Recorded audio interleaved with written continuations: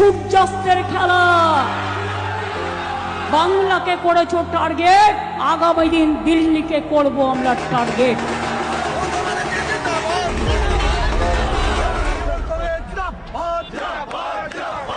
সবাইকে লাইনে দাঁড় করিয়েছে, একবার নয় বারবার।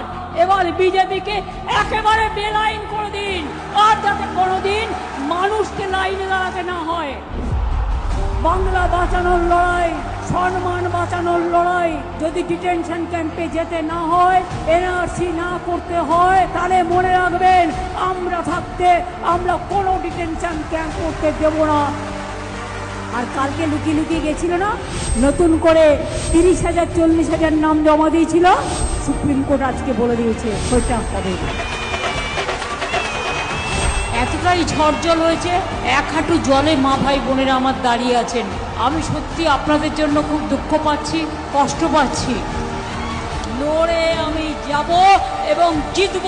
শুধু আমি আমার ভবানীপুর নয়, 294টা কেন্দ্রে কে প্রার্থী ভুলে যান।